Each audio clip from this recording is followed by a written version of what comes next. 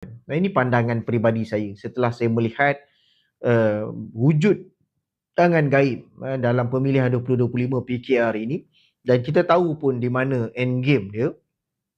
Sama ada saya memberikan pandangan sama ada YB Revisi sepatutnya bertanding ataupun tidak. Saya mengatakan begini, kalaulah dalam satu pertandingan silat misalnya, satu pertandingan bersenjata, seni silat bersenjata contoh dia kan. Jadi pihak lawan ini dibekalkan dengan pelbagai bentuk keris.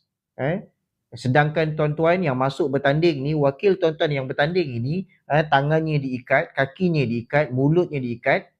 So apa makna pertandingan ini, tuan-tuan? Saya tak memberikan jawapan yang direct, tapi tuan-tuan fikirkan.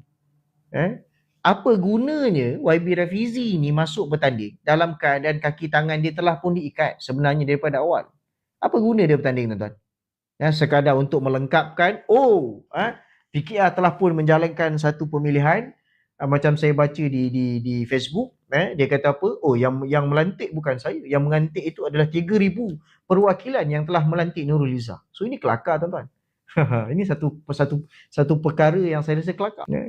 Engkau dah memang setting daripada awal untuk menyingkirkan YB Rafizi, dan kau sekat dia habis-habisan. Lepas tu masuk bertanding dalam keadaan kaki tangan dia diikat. So apa tujuan pertandingan ini tadi? So pada saya tak perlu bertanding pun sebenarnya YB Rafizi ni. Cuma kita tahulah ke mana perginya itu nanti. YB Rafizi kita boleh baca dah dalam kenyataan media ni, kan? Dan dilaporkan pun dalam berita-berita bahawa YB Rafizi bersedia untuk melepaskan jawatan dalam kabinet. Berbalik kepada pemilihan tadi. Dalam keadaan macam itu, dalam keadaan pada saya, kau ajak bertanding tapi kiri dan kanan semua kau kekang, dan kau menggunakan muslihat yang penuh pada saya sangat licik.